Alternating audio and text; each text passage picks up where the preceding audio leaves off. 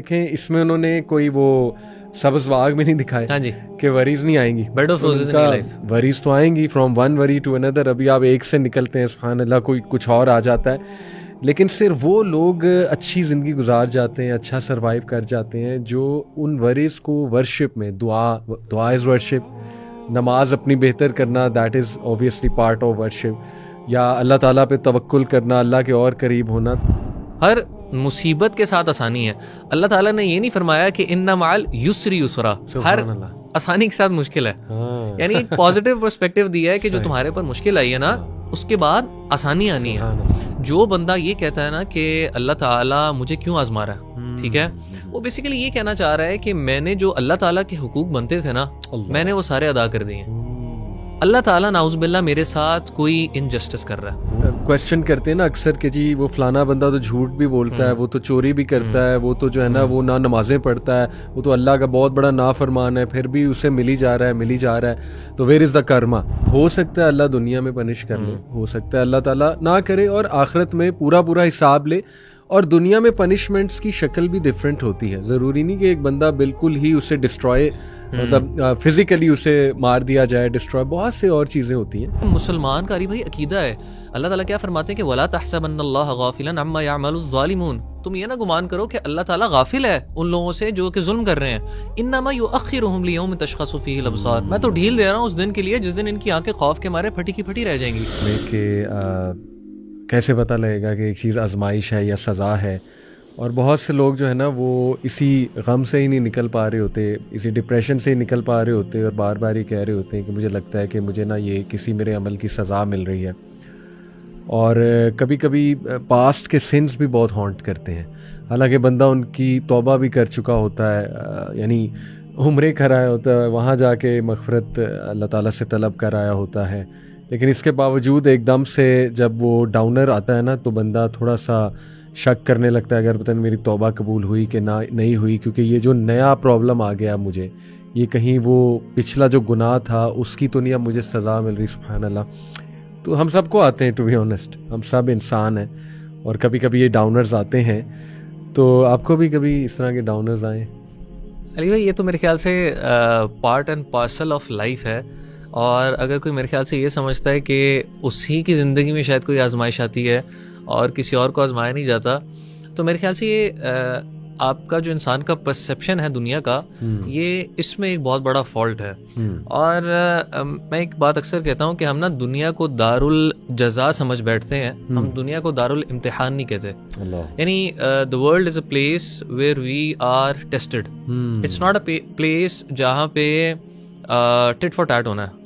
سو یہ بات تو سمجھنا بڑا ضروری ہے کہ دنیا کا مقصد ہی جو اللہ تعالیٰ نے بیان فرمایا کہ الذی خلق الموت والحیاۃ لیبلوکم ایکم احسن عملا, صحیح بات, کہ اللہ تعالیٰ نے آزمانا ہے انسانوں کو کہ کون اعمال کے لحاظ سے سب سے زیادہ اچھا ہے. اور سورہ بقرہ کا اگر آپ وہ کانٹیکسٹ دیکھتے ہیں تو اس میں تو اللہ تعالیٰ نے اتنی یعنی ایمفیسس کے ساتھ بات کہی ہے کہ وَلَنَبْلُوَنَّكُمْ بِشَيْءٍ مِّنَ الْخَوْفِ وَالْجُوعِ وَنَقْصٍ مِّنَ الْأَمْوَالِ وَالْأَنفُسِ وَالثَّمَرَاتِ, کہ ہم نے تمہیں آزمانا ہی آزمانا ہے, چاہے جان کا نقصان ہو, مالوں کا نقصان ہو. سو یہ ایک ایسی چیز ہے جو کہ پری ڈیسٹنڈ ہے کہ آزمائش تو ہونی ہے. سو یہ ایک پرسیپشن اگر ہم اپنے دماغ میں سیٹ کر لیں تو یعنی پریشانیوں کا آدھا حل تو یہی ہے. صحیح بات. اور پریشانیاں ظاہری سی بات ہے جس طرح ہر بندے کی زندگی میں آتی ہیں, میری اور آپ کی زندگی میں بھی آتی ہیں, تو میرے خیال سے آگے چل کے ہم کچھ نہ کچھ وہ شیئر بھی کریں گے ضرور. زبردست, بالکل ٹھیک ہے. اچھا, یہ ایک امام القیم کا کوٹ آپ کے سامنے رکھتا ہوں. ویسے تو یہ کوٹ ہم سمجھ جائیں نا تو سارا پوڈ کاسٹ جو ہے نا وہ اسی سے کور ہو سکتا ہے. سبحان اللہ. انہوں نے کہا life is a journey from one worry to another except those who turn every worry into worship. سبحان اللہ. یعنی سبحان اللہ کتنی ڈیپتھ ہے کہ دیکھیں اس میں انہوں نے کوئی وہ سبز باغ میں نہیں دکھائے ہاں جی کہ وریز نہیں آئیں گی, bed of roses in your life. Worries تو آئیں گی from one worry to another. ابھی آپ ایک سے نکلتے ہیں سبحان اللہ, کوئی کچھ اور آ جاتا ہے, لیکن صرف وہ لوگ اچھی زندگی گزار جاتے ہیں, اچھا سروائیو کر جاتے ہیں جو ان وریز کو ورشپ میں, دعا از ورشپ, نماز اپنی بہتر کرنا that is obviously part of worship, یا اللہ تعالیٰ پہ توکل کرنا, اللہ کے اور قریب ہونا. تو بڑا جاندار کوٹ ہے, بڑا خوبصورت کوٹ ہے کہ ہر وری کو جو ہے نا وہ اس میں جو کنورٹ کرتے ہیں وہی لوگ جو ہے نا وہ ہوتے ہیں. اچھا علی بھائی اس کے اندر نا میں ایک چیز ایڈ کروں گا کہ یہ جو بات ہے نا آزمائشوں سے ریلیٹڈ، میں چاہتا ہوں کہ کچھ نا ڈسکلیمرز اگر ہم ڈسکس کر لیں، اگر آپ کے وہ ذہن میں ہیں، it makes your life very easy. جس کے اندر ہم نے پہلی بات تو یہ بھی کی نا کہ آپ یہ سمجھ لیں کہ دنیا جو ہے it's a place of test, یہاں پہ آزمائش ہونی ہی ہونی ہے. تو اگر آپ بائی ڈیفالٹ اپنی یہ مائنڈ سیٹ ایک بنا لیں گے تو آپ کے لیے مسئلے حل ہو جائیں گے. اور بڑی ایک پیاری بات کسی نے کہی تھی کہ آپ غور کریں کہ اللہ تعالیٰ سورہ انشراح کے اندر فرماتے ہیں کہ ان مع العسر یسرا، ہر مصیبت کے ساتھ آسانی ہے. اللہ تعالیٰ نے یہ نہیں فرمایا کہ ان مع اليسر یسرا، ہر آسانی کے ساتھ مشکل ہے. یعنی ایک پازیٹیو پرسپیکٹو دیا ہے کہ جو تمہارے پر مشکل آئی ہے نا اس کے بعد آسانی آنی ہے. ٹھیک ہے، یہ نہیں کہا کہ ہر آسانی کے بعد تمہیں مشکل میں آنی ہے. اس کا ٹرانسلیٹ بعد ہے یا ساتھ ہے؟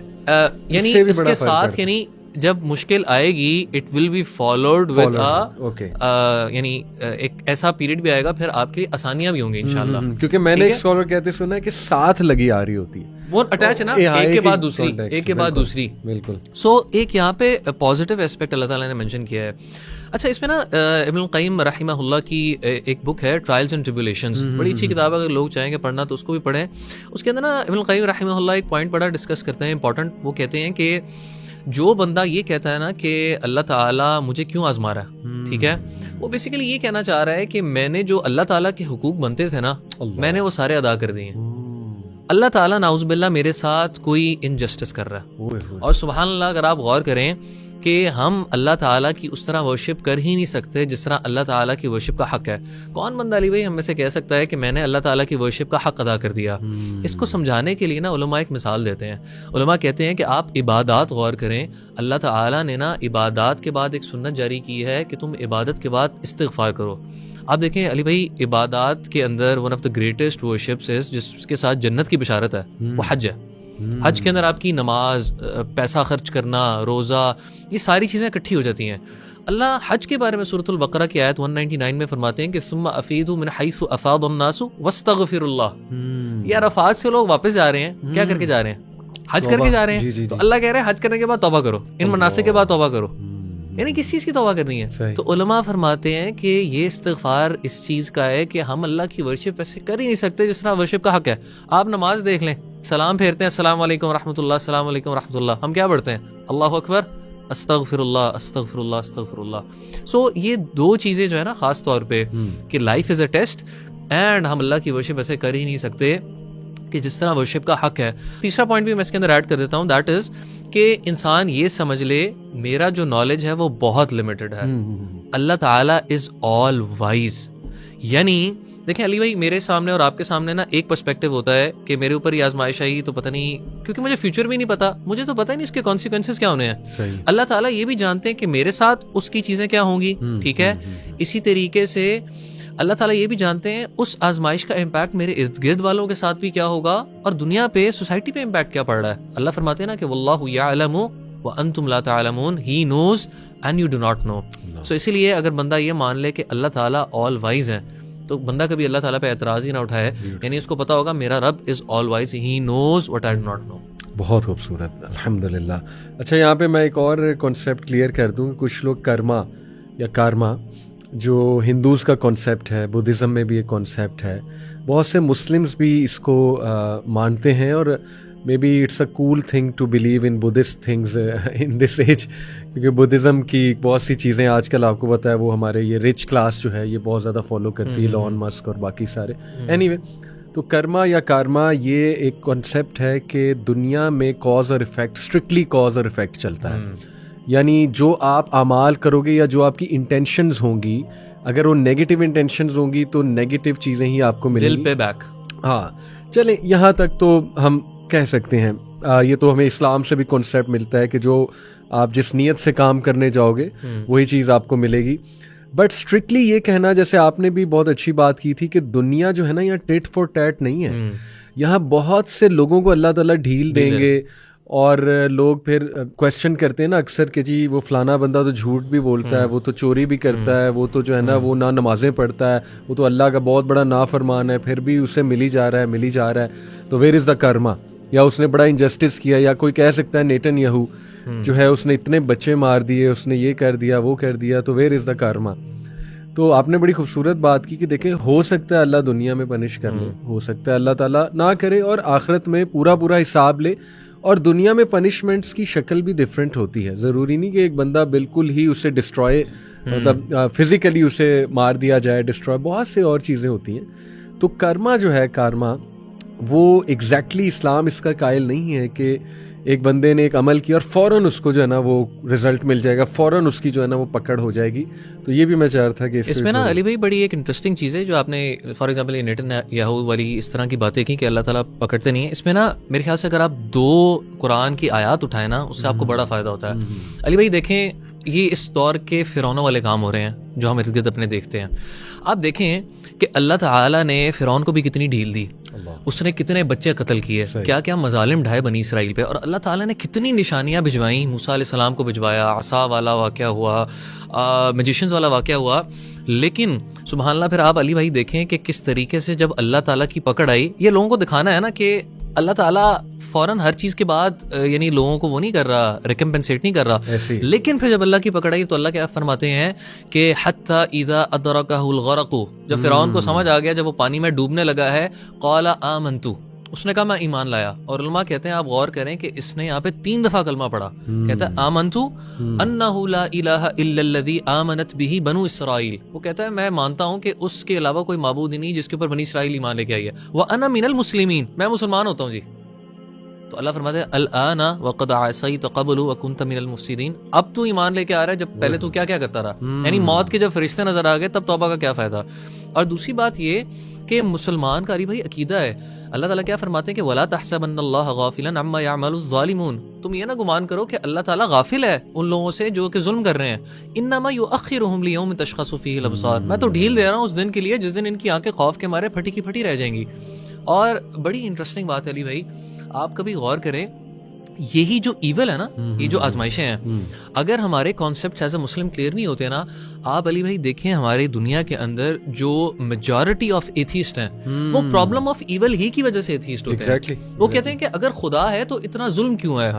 میں کہتا ہوں علی بھائی ایتھیسٹ اپنے آپ کو بڑی پرابلم میں ڈال رہا ہے. کیسے؟ Me being a Muslim, you being a Muslim, we being Muslims, ہمارے پاس تو بڑا اچھا سولوشن اور پرپز آف لائف ہے. کیسے؟ 2 سینیریوز ہیں میرے ساتھ علی بھائی. اگر فار ایگزامپل میں کسی کے ساتھ اچھا کرتا ہوں نا اور مجھے اس اچھے کا بدلہ اچھے سے نہیں ملتا تو مجھے کوئی ٹینشن نہیں علی بھائی. کیوں؟ We believe in a day, ہم قیامت کے دن پہ ایمان رکھتے ہیں کہ ایک دن وہ آنے والا ہے جس دن اللہ تعالیٰ مجھے اس نیکی کی جزا دے دیں گے. اگر آپ یہ ایتھیسٹ کے شوز میں آ کے دیکھیں تو وہ تو بیچارے ڈپریشن سے پاگل ہو جائے گا, یار میں نے خیر کی مجھے کچھ ملا ہی نہیں. اور دوسرا پرسپیکٹیو اگر آپ برائی کا دیکھیں کہ میرے ساتھ اگر کسی نے اللہ نہ کرے ظلم کر دیا, میں پھر بھی کنٹینٹ ہوں کہ اللہ وہ ایک دن آئے گا جس دن تو مجھے بدلہ دے گا. ایتھیسٹ کے ساتھ اگر ظلم ہو جائے وہ بیچارہ کہاں جا کے ٹکر مارے گا.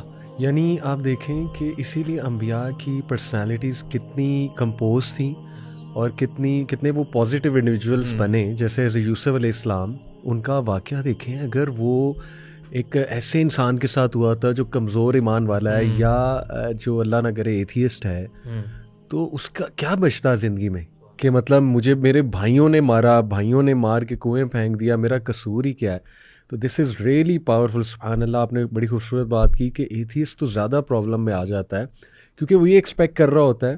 اچھا, اس کا بھی جواب اللہ نے قرآن میں دیا ہے کہ اللہ کہتے ہیں کہ اگر اللہ لوگوں کو پکڑنے پہ آئے نا فوراً تو ایک بھی انسان زندہ نہ بچے, جاندار کوئی باقی نہ رہے زمین. سبحان اللہ. تو آپ کیا چاہتے ہیں؟ یعنی آپ یہ چاہ رہے ہیں بیسکلی یہ پرابلم آف ایول والا جو مسئلہ لاتے ہیں نا, یہ لوگ چاہ یہ رہے ہیں کہ جیسے میں نے کوئی غلط بات کی ہے نا, میری زبان فوراً فریز ہو جائے. یعنی اب چور ہے نا, اس نے چوری کی ہے تو فوراً اس کا جو ہے نا وہ پیرالسس ہو جائے, یا کوئی ظلم کرنے لگ رہا ہے تو فوراً اس کو. تو اللہ نوز بیسٹ کہ کیسے معاملات چل رہے ہیں, سبحان اللہ, اور کیسے اللہ نے مینیج کرنا ہے اور کس کو کتنا ٹائم دینا ہے, کس نے کب توبہ کرنا ہے. سبحان اللہ. میں اکثر اسٹوڈنٹس کو یہ مثال دیتا ہوں, آپ نے جس طرح بات کی نا, میں اسٹوڈنٹس کو مثال دیتا ہوں, میں کہتا ہوں کہ آپ امیجن کرو یہ اللہ تعالیٰ کا کتنا بڑا کرم ہے ہمارے اوپر. اگر تم ایک دفعہ اپنی نظر کسی غلط چیز پہ اٹھاؤ اور اللہ تعالیٰ تمہاری نظر تم سے چھین لیں تو کیا خوش رہو گے؟ یعنی تو اللہ تعالیٰ کی بڑی رحمت ہے کہ اللہ تعالیٰ بیسیکلی ہمیں آگے چلنے دے رہے ہیں.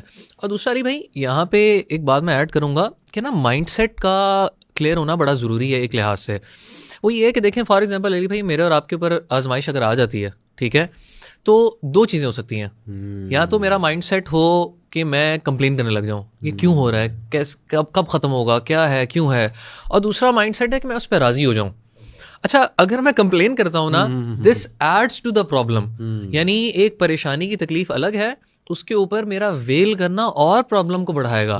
لیکن اگر میں اس کے اوپر صبر کر لیتا ہوں, اگر میں مائنڈ سیٹ تیار کر لیتا ہوں اپنا, تو میرے لیے اس پریشانی کو انڈیور کرنا آسان ہو جائے گا.